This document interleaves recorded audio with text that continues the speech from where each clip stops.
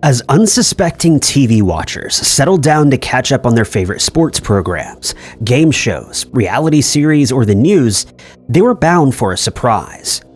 They are, however, not the good kind of surprises. Instead, they take a dark and jaw-dropping undertone. Number 10. It was May 11th, 1985, a windy Saturday in Bradford, West Yorkshire, England, at the Valley Parade Stadium, where a football match was underway. Kicking the soccer ball from player to player was Lincoln City against Bradford City, who'd won their divisional championship just 1 week prior. This would be their last match to bring their historic run to a close. It was a celebration. Cameras rolled with the commentator John Helm chanting that Singleton played it straight for Redford. The stadium where the game was hosted didn't have the best reputation, though. It was outdated and neglected altogether. The awnings that covered the bleachers were rotten, while beneath it lay heaps and heaps of garbage. These piles would accumulate throughout the season, and they'd rarely be cleaned. The city knew that this was a growing concern and eventually planned to rebuild it. Despite this, football fans filled the stadium that day with almost no seats left. Cheers of joy set the mood, and excitement chimed from Helm's voice. But this would not be long-lasting. It seemed that fate had other plans for this stadium. Hidden among the many faces in the bleachers was one spectator puffing away at his almost finished cigarette. As the last puff of smoke exhaled from his mouth, he carelessly flicked the stump away. The still-lit cigarette found its way through a gap in the stands and fell to the ground below. Naturally, this wouldn't be much of a concern if it was any other stadium, since there would be nothing to fuel a fire beneath. But this was Valley Parade Stadium, with heaps of trash stored beneath the stands. The perfect fuel for an out-of-control blaze. Within a mere minute, a small fire ignited. Within that same minute, Helm's voice changed from excited to concerned, as his attention steered towards the stand away from the match. As he announced that a fire was ablaze, the still-rolling cameras moved into position to capture the fire. The entire stand was the perfect ingredient for the making of an utter disaster. Some spectators rushed from their seats to safety as the wind grabbed the flames and pushed it towards the rotten wood awnings above head. 2 minutes after the flame was kindled, the entire awning on the far side was ignited, along with the stands below it and the trash below that. Smoke began to travel along the field, creating a dense smog that halted the match and prompted an evacuation. The black pillar of smoke rose hundreds of feet into the air, limiting visibility and creating the perfect disastrous image. It took just 3 minutes for the entirety of the stadium to be scorching. Everyone who was there that day crowded into the center of the field in an effort to escape the heat. At the time, Tom Delahunty was covering the match for the radio as well, and his mood changed very quickly. It went from pure excitement to pure terror in a matter of minutes. Delahunty yelled for people to stop rushing and to look out for small children as everyone made their way onto the pitch. By the time the fire brigade arrived on the scene, the damage had already been done. The stand was engulfed in fire and smoke, and some fans were still trapped underneath. The aftermath of this ordeal, all of which was captured on camera, was devastating. 56 people who arrived for a simple football game that day never returned home, and over 200 spectators were severely injured. This ruinous event prompted an inquiry, which led to legislation to improve the safety of stadiums and their grounds. This legislation banned any kind of new wooden grandstands at all venues in the UK. All grandstands that were deemed to be a fire risk faced closure. Smoking was also banned on sporting grounds. The inquiry also discovered that the club had been forewarned of the accumulation of garbage beneath the bleachers, and now they were a fire risk. The court held the club 2/3 responsible, with the local council being 1/3 responsible for the harrowing event. Number 9. Calle 7 Panama was a Chile television game show series. The show contained 2 opposing teams who would have to eliminate the players of the opposite group to obtain the winning prize. Team members were mostly young adults whose strength, balance, endurance, and dexterity were all put to the test. Each of their performances was judged, and we got to know each participant's life, family, dreams, and frustrations. It was a family-friendly game show with tasks that weren't too dangerous or too strenuous. Despite this, it still found itself as one of the darkest moments in TV history. During one airing in 2011, amid Elimination Friday, participants were engaged in a neck-on-neck challenge when they were abruptly interrupted by the host, Jean-Philippe, who walked on stage with a microphone held to his mouth. The team members gathered around him with concerned expressions. The host was delivering some bad news. The news didn't concern anyone on the show itself, but rather hosts and reporters from other series or news outlets. It was at this moment that the world would learn of an unfortunate incident. 21 people, including a TV news crew, Chilean TV host of Good Morning Everyone, Felipe Camiroaga, and businessman Felipe Cubillos, boarded the Chilean Air Force military plane known as Casa 212. Casa 212 was a twin-engine, high-wing transport aircraft that was made in Spain and Indonesia. It was a type of plane known to be used around the world.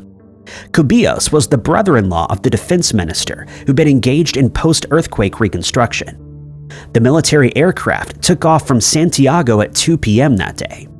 They were headed to the remote Chilean archipelago where Juan Fernandez Island is situated, where reconstruction efforts were underway after the hit of a magnitude 8.8 earthquake. The team was heading there to document these efforts, but they would never make it to their destination. 4 hours after taking off, air control lost contact with the plane. Felipe explained on the broadcast that the military aircraft had plummeted into the ocean, with the declaration of no survivors, including that of the TVN team. The news sent shockwaves through the country and devastated the close colleagues like Felipe, who had to deliver the news. Casa 212 attempted to land twice at the airport, but strong winds and sporadic heavy downpours hindered it from doing so. On the third attempt, the plane made a U-turn, but ended up in the vast ocean, likely due to running out of fuel. Rescue boats were later sent in to search for the plane and any possible survivors. Luggage was discovered floating in the water, and later rescuers found knapsacks and an intact door 2,000 meters away from the island's airport. Over the course of the next few days, multiple passengers would be found near the crash site. The interruption of Calle 7 was certainly a grim moment in the history of television, but the entire ordeal only became more eerie. Divers would soon find the wreckage itself and make another dark discovery. TVN's cameraman had been filming just moments before the incident, getting video of each person on board, each of whom was unaware of the unfortunate event that would soon take place. Number 8. 60 Minutes served as America's #1 television news program. It gained notoriety through hard-hitting investigative reports, in-depth profiles, and heartwarming or heartbreaking interviews. This show is one of the most successful broadcasts in the history of television, and has been running for 50 years with 25 Peabody Awards. It was also this show that would feature a dark story about a man named Donald Herbert. Don was a husband, a father, and a brave firefighter. He loved the outdoors, fishing, camping, and hunting with his sons. The determined and courageous man's life, though, would come to a halt one fateful day on the 28th of December in 1995. He and his colleagues were tending to a house fire in Buffalo, New York. Flames engulfed the home, and Don found himself on the roof of the building as news cameras rolled down below. They captured the moment that the roof caved in, sending the firefighter into the burning attic. He was trapped. It didn't take long for him to run out of oxygen and become unconscious after 6 minutes. Luckily, fellow firefighters managed to clear some of the debris and rescued him from the flames. While they did save his life, the damage had already been done. He was able to evade the bright light somehow, but there was still some heartbreaking news to come. With families surrounding the hospital bed, a doctor came in and told them that Don was brain damaged. The veteran was left blind and speech impaired, but was determined to regain his strength. Before he could do this, though, the 44-year-old lapsed into a coma, leaving him in a minimally conscious state. He had no understanding of the world around him, he couldn't eat, and most of his brain function was lost. This condition subsequently led him to a nursing home, where a feeding tube was the only thing keeping him there. But Don's life didn't end there. A whole decade later, after being comatose and tube-fed, he woke up. This exciting twist came after new medications were introduced into his system. His eyes opened, and he immediately asked for Linda, his wife. For the next 14 hours, he spoke non-stop with family and friends who had all rushed over to see him. The doctors were just as shocked, naming this a very rare recovery. The reactions of loved ones were all captured on camera and aired on 60 Minutes. It was also here that Don learned that he'd been gone for 10 whole years. Still, the torment was not over. The show went on to discuss and televise how the newly awakened man would thrash about violently in his sleep, as though he was still stuck in the attic. Don would pass away just 1 year later due to pneumonia and complications from his fatal accident. Number 7. Wetten Das was the most popular show in all of Europe. It was a long-running German television show that aired in Germany, Switzerland, and Austria. Ordinary people would come onto the show to perform some daring or funny bets. The show was known for its inclusion of A-list celebrities from around the world, who played the parts of contestants who were to perform some sort of challenge that took place either inside or outside of the studio, in front of a live studio audience. These challenges would usually be tailored to the participants' lives. At the end of this show, the audience would vote for the best stunt. The silly challenges would often be contrasted by someone wanting to perform a much more dangerous maneuver, which was reserved for trained specialists. These individuals would be assessed to ensure that they were mentally and physically up to it.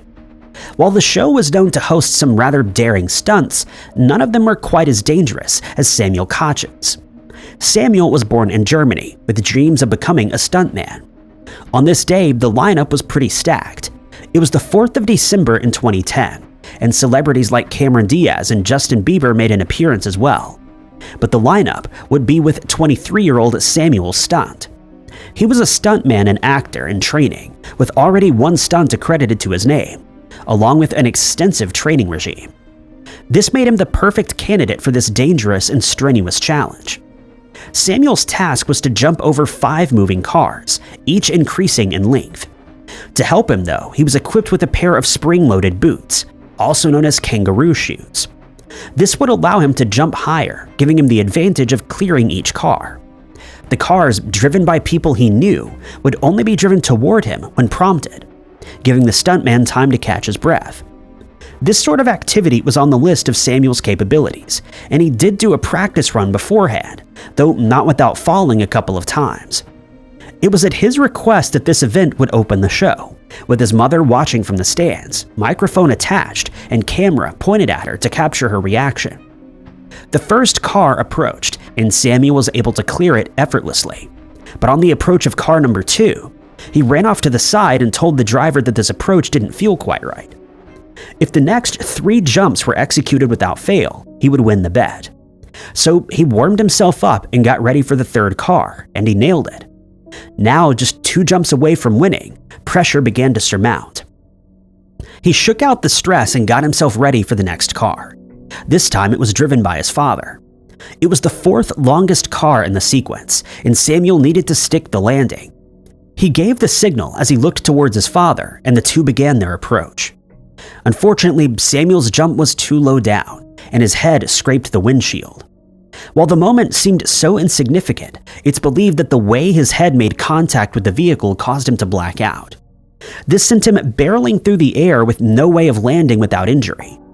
Samuel landed directly on his face. The camera jumped to one of the judges, and those standing by rushed over to the stuntman.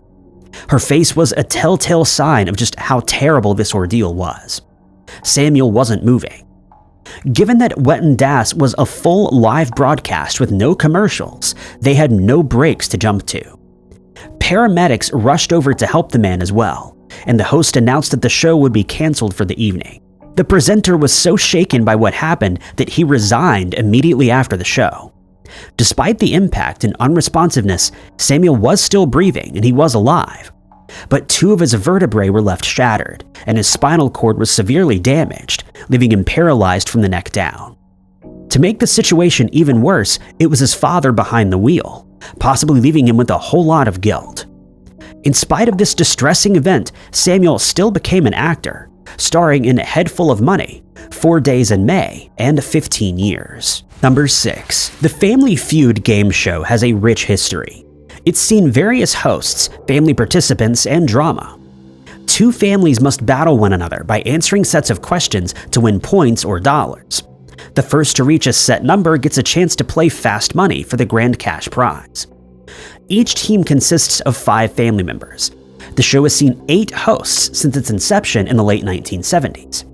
In 2010, Steve Harvey became the host and has remained in this position to this day. Every game show is known to boast a whole lot of drama, funny moments, and bizarre incidents. Steve Harvey is known for his intrusive questions and making his audience laugh. The problem with the shows, though, is that you never know exactly who you're talking to, since every media presence is nothing more than a put-on persona. In January of 2020, Timothy Blyfnick and his family members appeared on the game show, and they would go on to win the episode and leave a whole lot of memorable moments in their wake. One such moment was when Steve Harvey approached him and posed the question, "What's the biggest mistake you made at your wedding?" And the man's response to this question was not well received by the audience, home watchers, Harvey, or his wife. Timothy's response was, "Said I do." While this kind of humor is the norm for the Family Feud game show, it wouldn't be until a few years later that it became a dark moment.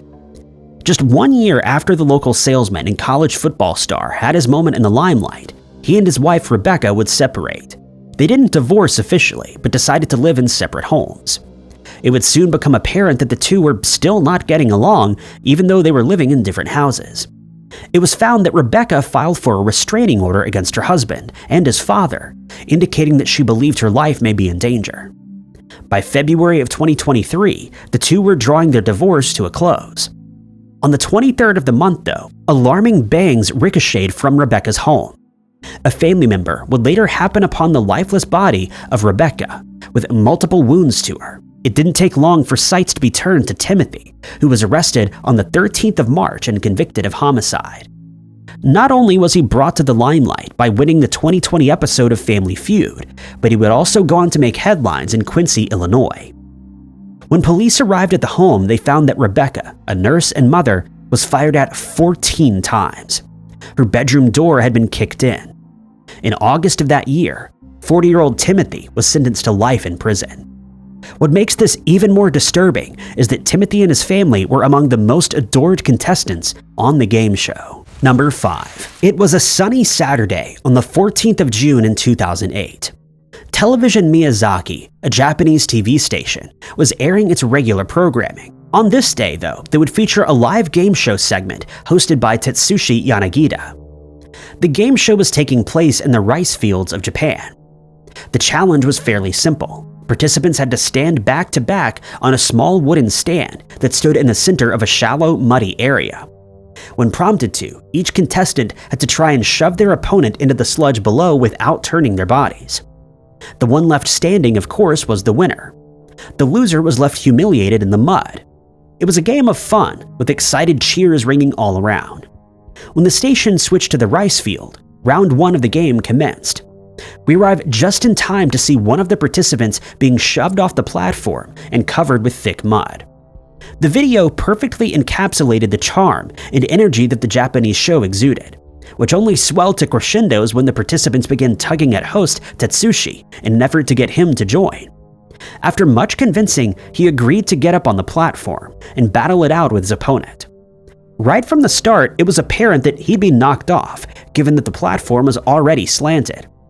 Excited praise continued among the spectators as the battle began. Tetsushi almost immediately lost his balance and reacted by taking on a dive position. But the rice paddies were known for being shallow, which he had not accounted for when making this quick decision. He launches off the platform and lands headfirst into the muddy water. His body becomes limp and he lays there not moving, with his head completely submerged in the sludge.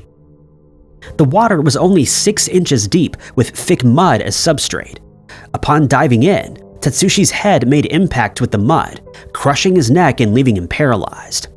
But this would not be the worst part of the ordeal. As he lay limp in the mud, spectators and other hosts believed he was playing a trick on them by staying so still. So they rushed up and joined in on the fun by pushing his head further down and throwing mud on top of him. No one was aware that the host had become severely injured, and Tetsushi was unable to tell them. At one point, he was lifted, and he soon began crying out, but the reprieve would be short-lived. Everyone still thought he was pranking them, and dropped him into the mud once more. They continued to rub in the fact that he had lost the game, leaving him face first in 6 inches of water, oblivious to the fact that he was fighting for his life. He was unable to pick up his head to breathe and was in the process of drowning. Eventually, his suffering ended when a host pulled him from the water, and the camera switched back to the Television Miyazaki studio. Tetsushi was barely alive, just a few seconds longer, and the outcome may have not been as lucky. The host found himself in intensive care, sustaining severe damage to his neck. The morbid ordeal left him paralyzed from the neck down. He would later adapt to his new life and even rejoined the show. Even so, the live broadcast remains an agonizing clip to watch. Number 4. The Tonight Show is an American late-night television talk show that's hosted a variety of celebrities and well-known community members. Since its inception, the TV show has seen a variety of hosts, including Johnny Carson, Jay Leno, Conan O'Brien, and Jimmy Fallon. This twisted moment, though, took place during Jay Leno's reign between 1992 and 2009. Sitting in the guest chair in 1994 was Bobcat Goldthwait. Bobcat was born to the name Robert Francis and became a well-known writer, producer, comedian, director, and star in various films and TV shows. He was known for his wild antics, but no one could be prepared for what happened on The Tonight Show with Jay Leno. Leno was listening intently to Bobcat relaying how he smashed up some TV sets in a previous interview and how it got him featured on Leno's show. At one point, Bobcat explains that he has to go crazy to be invited to other interviews and talk shows. This meant that he would have to do some sort of outlandish act that evening for attention and recognition. The comedian began looking around and wondered what crazy act he could pull off. Suddenly, he jumped from his chair, walked on the couch beside him, and then sat back down. But this wasn't the kind of craziness he was referring to. The moment he reclaimed his seat, Bobcat began digging around in his pocket. Leno asked him if he sees himself as a role model for the youth, to which he responded, "I'm an excellent role model for young children." He then got up from his seat again, revealed a lighter, and pulled lighter fluid from his pocket, and stated that he loved Jay so much that he just had to set his furniture on fire. And that's exactly what he did. After dousing the chair in the fluid, Bobcat lit it on fire, and flames erupted in the studio. This prompted both Leno and another guest, Lauren Hutton, to put the flames out using their mugs of water. While Bobcat found it extremely humorous, the host wasn't so pleased, and even forced his guest to sit in the now wet chair. This then prompted the comedian to walk off set and slip on the floor, which was also captured on camera. Bobcat's act didn't go without repercussions, and he was banned from the show for good. He was also charged with arson, making him the first Tonight Show guest to be charged with a crime. He was ordered to pay a $2,700 fine by the Burbank courthouse, $698 to NBC to replace the damaged chair, and almost $500 to the city of Burbank for investigating the matter. All in all, Bobcat had to pay out a hefty $3,888 fine. After this, he was placed on 3 years of probation and was required to tape public service announcements in an effort to promote the Alyssa Ann Rutch-Burn Foundation. Burbank fire officials maintained that if it had not been for Leno and Hutton's fast act, the fire could have grown out of control very quickly. Number 3. Judge Christina Perez, a successful lawyer, television personality, radio host, and national author, became the judge in a hit reality television series called Christina's Court. The show centered around some real-life events in which plaintiffs and defendants were given a chance to share their stories, while Christina resolved their disputes. The show was filled with outrageous stories, comedy, and drama, most of which was scripted. The show really gained notoriety when one particular clip began to do the rounds on social media. In one episode, Sean Harris made his appearance in the courtroom. He was filing a suit against an ex-girlfriend in hopes of collecting some unpaid rent. He explained that every month there would be a different excuse for his ex being unable to pay him. Since Harris was a well-accomplished comedian, this episode would be filled with laughs and hilarious moments. This became the most famous episode of the show for one particular moment. Harris's ex-girlfriend explained that couples fight, prompting Christina to refer to her bailiff, Renard Spivey, asking him how long he's been married. Spivey explained that he'd been married for 27 years, and Harris's reaction to that is what garnered a lot of media attention. Harris responded with, "Look at him, he looks mad." Laughs echoed around the courtroom, and Spivey also laughed. Renard Spivey, a county deputy, had been at Christina's side for years as her bailiff. This moment of humor and adoration didn't age well, though. This character was among the favorite of fans, but no one could have guessed how true that joke about his marriage would turn out to be.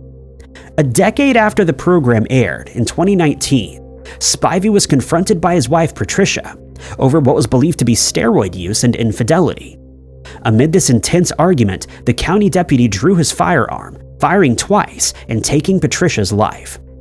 Police arrived at the scene to find her body stashed away in a bedroom closet. Strangely, though, the court found him not guilty. Court documents revealed that during the fight, Spivey had also accidentally fired at his leg. Attorney DeGuren believed that neither Spivey nor his wife meant for the weapon to fire, concluding that each discharge was accidental. Number 2. Some of the world's leading game shows would often encourage guests or contestants of a controversial status. To Tell the Truth was one such series. To Tell the Truth was a classic game show in which a person of some notoriety, along with 2 imposters, had to try to match their wits with 4 celebrities on the panel. Their job was to fool them into thinking that they were the same person. The celebrities would then have to vote for the imposters, and each wrong vote would cost $250. In October of 1972, those at home settled down on their sofas and tuned in to the all-time favorite game show, where they were met with 3 figures, one of which was the real Edward Wayne Edwards. The host read out one fact about this individual, one that startled the audience. He found himself on the FBI's 10 most wanted criminal list, but is now a reformed man and respected citizen in his community, who left behind a life of car theft, gas station robberies, and forgery. The real Edwards was contestant number 3. He landed himself on the list after committing robbery and escaping from prison. In his 1972 memoir titled Metamorphosis of a Criminal, Edwards explained why he didn't wear a mask during the robberies that he performed. He stated, "I was Ed Edwards, master crook, and I wanted the world to know it." In To Tell the Truth, the supposedly former criminal claimed that he was turning his life around. In the 1980s, though, he found himself back in prison and was released again. But no one knew just how far his crimes would go, and theft was just the start of it all. Behind that charming, changed man facade, much like Rodney Alcala, was a man who craved violence. No one knew that he was the man behind unsolved homicide cases that littered the streets in the late 1970s and early 80s. The only reason that this was brought to attention was because his daughter April made contact with the police. In 2009, she grew suspicious of her father and began digging around. April looked up cold cases that she believed he could have committed and was sickened by what she would discover. Edwards wasn't responsible for just one slaying. April contacted the police and told them that her father was connected to 2 1980 cold cases. Police arrested him in July of 2009, and he confessed to ending the lives of 5 individuals, including 2 in 1980, a couple in 1977, and his foster son in 1996. It was guessed that Edwards may have been responsible for at least 15 cases, but no one had seen it coming. After all this had come to light, conspiracies began to take flight, with some people even naming Edwards as the Zodiac. Number 1. It was the 31st of October, 1992. It was Halloween night, and UK citizens were returning home from their jobs, schools, or colleges. They nestled together in front of the box TV and began flipping through the channels in search of something to watch to accompany the eerie holiday. And some found exactly what they were looking for from an unlikely source: BBC. BBC was airing a new special called Ghost Watch. It followed the famous BBC host Michael Parkinson and a team of reporters who would attempt to catch proof of the paranormal on camera. Adding to the tension was the attempt to do it live, with cameras rolling continuously. This was a unique airing, especially for the trusted news station. That night, Ghost Watch was airing an episode in which BBC reporters investigated poltergeist activity in an ordinary London home. It would become the talk of the town the very next day. This ordinary home, though, was inhabited by a family who claimed there was an evil spirit lurking about the house, which they had nicknamed Mr. Pipes. For months, the family had been trying to grab the attention of the media in an effort to get help with their haunting. Sarah Green, a BBC reporter, made her way to the home, but experienced no activity within the first hour. Parkinson watched from the studio along with a skeptic. The lack of paranormal activity prompted the skeptic to conclude that the prior events were nothing more than psychological issues. Furthermore, Green had actually caught one of the family members faking one of the supposedly paranormal events. The camera switches back to the presenter in the studio, who sounds disappointed and points out that it was nothing more than a hoax. From here, though, the broadcast was thrust into utter chaos, with eyes glued to their TV screens. At one point, a family member, referred to as Suzanne, was hiding behind the couch and speaking in a gruff voice that wasn't her own. Despite being advertised as a live broadcast, Ghostwatch was actually scripted, pre-recorded, and a work of fiction that was all meant to entertain the public at home. The show even began with a disclaimer, stating that the ongoings were a staged performance, which may have gone overlooked. Every person present was a paid actor, aside from the BBC presenter. The addition of Parkinson was used to terrify the audience and make Ghostwatch appear more authentic.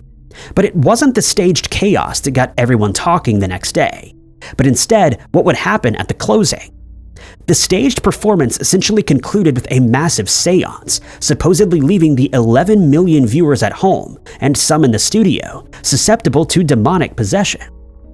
The camera cut from Ghostwatch and landed back in the studio with Parkinson and his guest.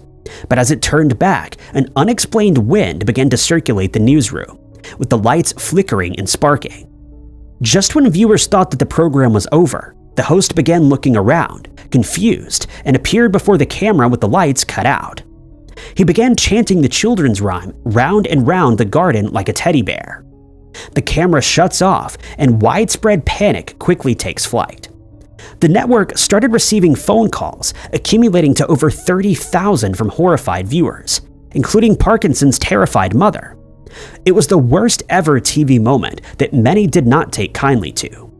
2 viewers were taken to the hospital with symptoms of PTSD, and many newspaper articles detailed the experiences of other viewers and how this hoax had affected them. The darkest moments of Ghostwatch were not the staged events, but rather the effects that they had on the community right after. Despite the disclaimer, some viewers became paranoid, and madness erupted throughout the UK. It was the worst hoax of television history that left destruction in its wake. Thank you guys so much for watching. If you liked this video, be sure to hit that like button. Also, don't forget to subscribe and click that notification bell to keep up to date with all of our future videos. But my name is Ty Knotts, and I'll catch you guys in the next one.